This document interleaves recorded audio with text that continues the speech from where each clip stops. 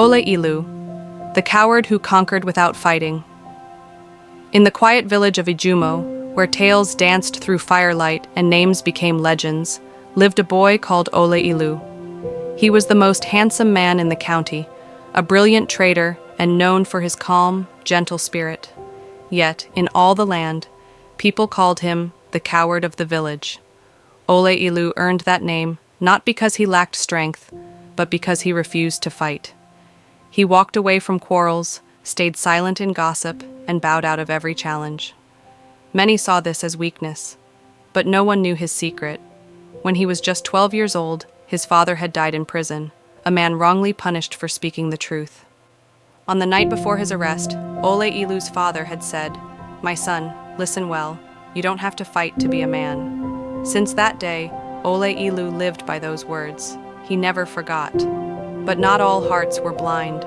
The most beautiful girl in the county, Ewa Wunmi, saw through his silence. Her love for him was like the moonlight, soft, persistent, and glowing in the dark. But trouble had many faces, and one of them was Ajani, son of Chief Balogun. Ajani was loud where Ole Ilu was quiet, reckless where he was wise. He boasted of fighting skills he never proved, and spent his days drinking palm wine and chasing girls. Yet he had one goal, to win Ewa Wunmi's heart. Seeing Ole Ilu's quiet ways, Ajani mocked him before the people. Coward, hiding behind silence like a goat behind a bush. When his words failed, he plotted with his father. The chief whispered to the king of Ijumo, and soon a wrestling match was arranged. The law of the land was clear. You cannot refuse a challenge to battle more than 3 times.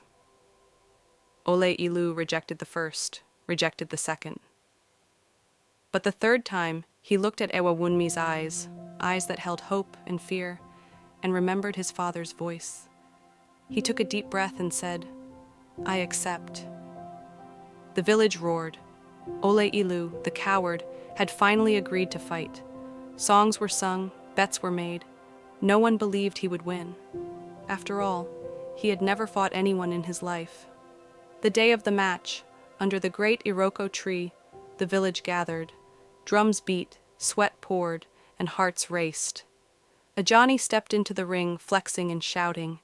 Ole Ilu came quietly, his robe plain, his face unreadable. When the gong sounded, Ajani charged. He swung, kicked, and shouted insults. But Ole Ilu didn't strike back. Instead, he moved like the wind, dodging every blow, letting Ajani tire himself. Minutes passed. Ajani grew wild with rage, throwing punches blindly. Then it happened. He slipped on his own sweat and fell. Ole Ilu placed his hand gently on Ajani's chest. The referee raised it. The coward had won. Without throwing a single punch, the crowd was stunned. He turned to them and said, "Strength is not always in the fists. I did not fight, but I stood. And that too is courage." After the fight, Ewa Wunmi walked to him with pride in her eyes. The villagers cheered not just for his victory, but for his spirit. From that day, they no longer called him Ole Ilu the coward. They called him Ole Ilu the wise. And his father, wherever his spirit was, surely smiled.